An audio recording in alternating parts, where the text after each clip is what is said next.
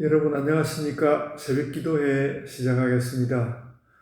사도신경으로 우리의 신앙을 고백하겠습니다. 전능하사 천지를 만드신 하나님 아버지를 내가 믿사오며 그 외아들 우리 주 예수 그리스도를 믿사오니 이는 성령으로 잉태하사 동정녀 마리아에게 나시고 본디오 빌라도에게 고난을 받으사 십자가에 못 박혀 죽으시고 장사한 지 사흘 만에 죽은 자 가운데서 다시 살아나시며 하늘에 오르사 전능하신 하나님 우편에 앉아 계시다가 저희로서 산자와 죽은 자를 심판하러 오시리라.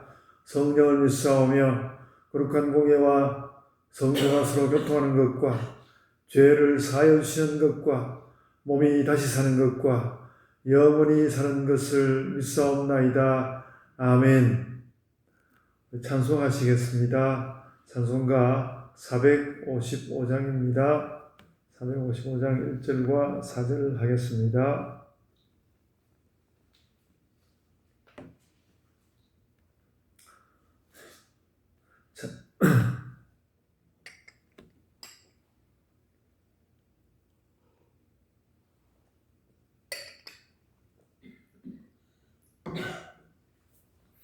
찬송가 455장입니다. 주님의 마음을 본받는 자, 그 맘에 평강이 찾아오문, 험악한 세상을 이길 힘이 하늘로부터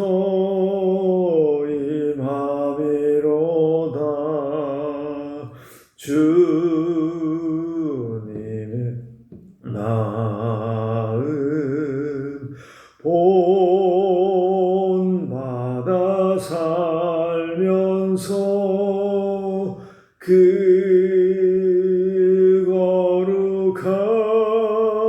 거룩하심 나도 이루리. 주 예수 세상에 다시 오신 그날엔 무성도 변화하여 주님의 빛나는 그 형상을 다 함께 보며 주 찬양하리. 주님의 마음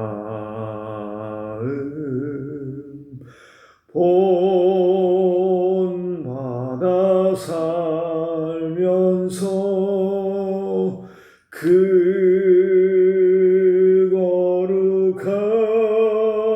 거룩하심 나도 이루리. 아멘. 성경 말씀은 창세기 44장 18절로 34절입니다. 유다의 진심이라는 제목으로 말씀 나누겠습니다. 창세기 44장 18절로 34절입니다. 제가 읽어드리겠습니다. 유다가 그에게 가까이 가서 이르되 내 주여 오라건대 당신의 종에게 내 주의 귀에 한 말씀을 아뢰게 하소서. 주의 종에게 노하지 마소서. 주는 바로와 같으심이니이다. 이전에 내 주께서 종들에게 물으시되 너희는 아버지가 있느냐 아우가 있느냐 하시기에 우리가 내 주께 아뢰되 우리에게 아버지가 있으니 노인이요 또 그가 노년에 얻은 아들 청년이 있으니 그의 형은 죽고 그의 어머니가 남긴 것은 그뿐이므로 그의 아버지가 그를 사랑하나이다 하였더니 주께서 또 종들에게 이르시되 그를 내게로 데리고 내려와서 내가 그를 보게 하라 하시기로 우리가 내 주께 말씀드리기를 그 아이는 그의 아버지를 떠나지 못할지니 떠나면 그의 아버지가 죽겠나이다. 주께서 또 주의 종들에게 말씀하시되 너희 막내 아우가 너희와 함께 내려오지 아니하면 너희가 다시 내 얼굴을 보지 못하리라 하시기로 우리가 주의 종 우리 아버지에게로 돌아 올라가서 내 주의 말씀을 그에게 아뢰었나이다. 그 후에 우리 아버지가 다시 가서 곡물을 조금 사오라 하시기로 우리가 이르되 우리가 내려갈 수 없나이다.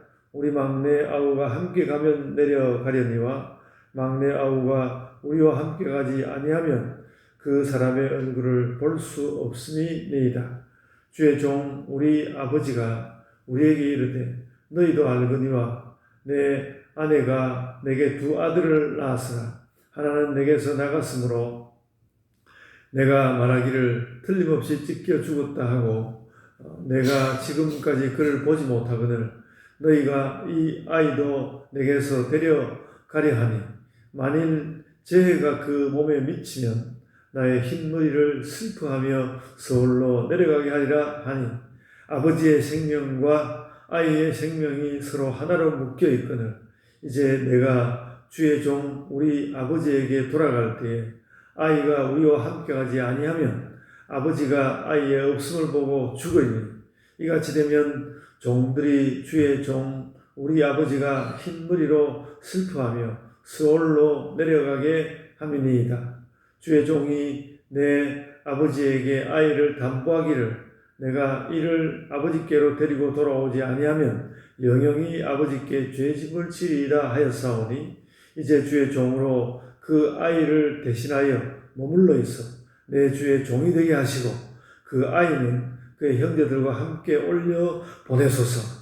그 아이가 나와 함께 가지 아니하면 내가 어찌 내 아버지에게로 올라갈 수 있으리까? 두렵건대 재해가 내 아버지에게 미침을 보리이다. 아멘.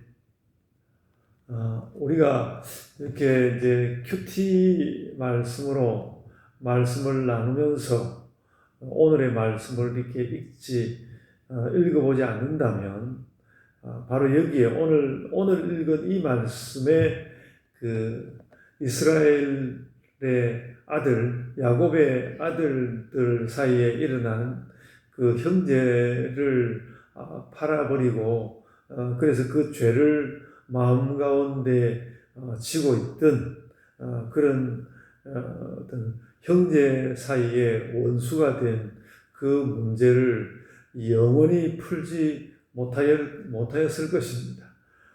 그것이 하여간 풀리지 않는 것을 보면서 그것이 어떻게 풀려나가는지 과연 풀릴 수 있는 가능성이 있는 것인지를 계속 요셉은 그것을 모색하였고 그 형제간의 그 원수진 것을 드디어 온전히 나의 잘못으로 우리에게 죄가 있는 것으로 다시 한번 풀어내면서 그 부분과 관련하여서 막내 동생 베냐민을 아버지에게로 되돌려 보내지 아니하면 아버지 특히 우리의 아버지가 그 인생을 견디지 못하고 죽을 것이라고 유다가 진심을 토해내는 것을 들으면서 요셉은 비로소 자신의 형제들이 비록 자신을 팔기는 하였지만 동생 베냐민을 지키면서 한 형제로서 한 시족으로서 살아가고 있다는 것을 요셉은 확인하였다고 생각이 듭니다. 그래서 이제 이 유다의 진심을 듣고 난 뒤에 요셉은 마침내 자신이 그들의 그 형들의 형제라는 것을 고백하고 이제 형제들이 상봉하는 그런 장면에 도달하게 됩니다. 제가 오늘 이 유다의 진심 이것을 보면서 또다시 오늘날 그 이스라엘의 분쟁을 지금도 이란과 말하자면 그 이스라엘의 그 분쟁이 씨앗이 된 가운데서 현재 이란과 미국의 전쟁이 아직 봉합되지 않은 채로 열려 있는 것을 다시 한번 좀 심각하게 생각을 해 보았고요. 유다가 오늘 이렇게 진심을 토해내면서 내가 희생될지라도 형제를 살려야 하겠다는 그런 진심이 있어야만 오늘의 그 이스라엘 분쟁이 해결이 되겠구나라는 그런 생각을 합니다. 제가 뭐 인종적으로 살펴봤더니 오늘날 그 팔레스타인의 한 80%의 사람들은 그 야곱의 혈통을 가지고, 그러니까 그 생물학적으로 볼 때 야곱의 혈통이 연관되어 있는, 그러니까 말하자면 오늘날 팔레스타인과 이스라엘이 다투고 있는 것은 오늘날 우리나라가 이렇게 남북으로 나뉘어 있는 것과 거의 비슷한 그런 형태로 나뉘어 있는 것이라는 것을 새삼 이렇게 발견하게 되고요. 그래서 요즘 이제 우리나라는 북한이 상대적으로 너무, 그러니까 국가적인 뭐 생산력이 거의 남한의 100분의 1 정도에 불과하다는 그런 계산까지 하고 있고 그러는데, 그러다 보니까 북한이 도무지 이제 남쪽과 대등한 관계로 협상을 할 수 없다는 생각을 하면서 아예 그 적국으로 규정을 하고 이 남한과 어떤 서로 협상 같은 걸 하지 않으려고 하는 그런 자리에 지금 들어가고 있다고. 우리나라도 그래서 지금 이스라엘과 팔레스타인 못지않은 굉장히 민족적으로 어려운 상태에 빠져가고 있는 것을 또 한번 우리 민족에게도 그런 것이 있고 이스라엘에게도 그런 것이 있고, 그런 가운데서 오늘날 이스라엘이 이런 온 세계적인 전쟁을 불사하고라도 자기들의 뭐 순혈주의를 주장하고 극우 이스라엘 그 세계를 주장하고 있는 것은 한편은 또 생각해 보면 기독교 2000년 역사 가운데 계속해서 유대인들을 박해해 왔기 때문에 오늘날의 유대 극우주의는 우리가 2000년 동안 그 세계로부터 이렇게 박해를 받아왔는데 오늘날 전쟁 한번 일어나는 것으로 당신들이 뭐 우리를 비난할 수 있느냐, 그런 생각을 이스라엘이 가지고 있는 것 같습니다. 그래서 뭐 아주 정당화할 수는 없지만 자기들 나름대로는 역사적 정당화를 나름대로 해가면서 살고 있고, 그래서 이 문제가 가볍지 않다는 것이고, 이 문제를 풀어가는 것이 결국은 어떤 평화주의를 가져야 하는 것인데, 그렇게 생각을 해보면, 그러니까 예수 그리스도께서 그 사마리아로 들락날락 하시면서 뭔가 유대인들과 사마리아인 사이에 그 다리를 놓고자 하셨던 그것이 오늘날 평화주의를 걱정하고 있는 사람들이 바로 그 마음이 아니었는가. 그러니까 예수님이 오늘날의 이 세계의 분쟁을 내다보았다라기보다는 민족 사이에 서로 부딪히고 또 한민족 안에서 서로 그 안에서 동족끼리의 서로를 해하는 이런 일이 일어날 수 있는 것을 예수께서 멀리 내다보신 것 같다는 그런 생각을 하면서, 우리가 예수 그리스도를 십자가와 부활로 순수히 믿는 것이 더 앞서 있는 것이기는 하지만 오늘날 세계의 이 분쟁에 대하여 예수께서 이미 내다보셨고 기독교인들은 이런 문제를 어떻게 하든지 평화적으로 풀어가야 할, 이것을 이제 이스라엘을 비난하는 것으로 결코 충분하지 않다는 것을 기독교인들이 깨닫고, 기독교인들의 또 2000년 역사 가운데서 유대인들을 박해했던 그 역사에 대한 죄책 고백도 여전히 있어야 하는 것이고, 막 뒤얽혀 있는 그런 것을 우리가 이해해야 한다. 그럴 때에 우리 오늘 읽은 이 창세기 이 말씀의 유다의 진심, 이것이 기독교인들도 받아들여야 하는 정신이고 유대인들도 받아들여야 하는 정신인데, 기독교인들은 오늘날 이스라엘을 비난하고 이스라엘은 극우주의를 취하면서 이 유다의 진심을 받아들이지 않고 있는 것이 오늘날의 세계이다. 그것을 깨닫고 우리는 어찌하든지 평화의 사람들로서 살아야 한다는 것을 오늘 말씀 가운데 세계를 향하여 굉장히 참 걱정스러운 마음으로 보아야 하는 그런 마음을 생각하여 보았습니다. 제가 기도하겠습니다. 아버지 하나님, 많은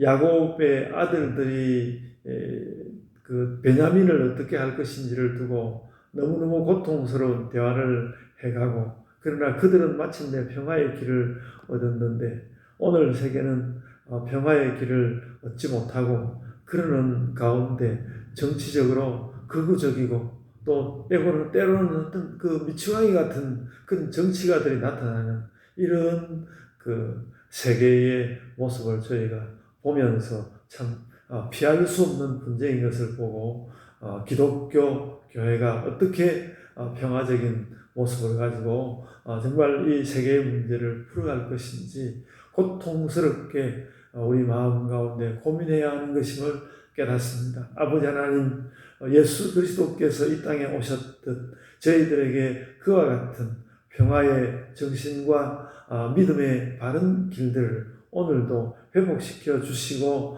저희들 가운데서 그것이 빛나게 하여 주옵소서. 주님, 저희에게 은혜를 주옵소서. 감사하옵고 예수님 이름으로 기도드리옵나이다. 아멘.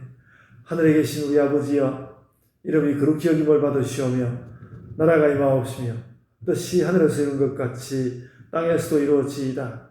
오늘 우리에게 일용할 양식을 주옵시고 우리가 우리에게 죄 지은 자를 사하여 준 것 같이 우리 죄를 사하여 주옵시고 우리를 시험에 들게 하지 마옵시고 다만 악에서 구하옵소서. 나라와 권세와 영광이 아버지께 영원히 있사옵나이다. 아멘. 이제 각자의 기도로 기도하시겠습니다.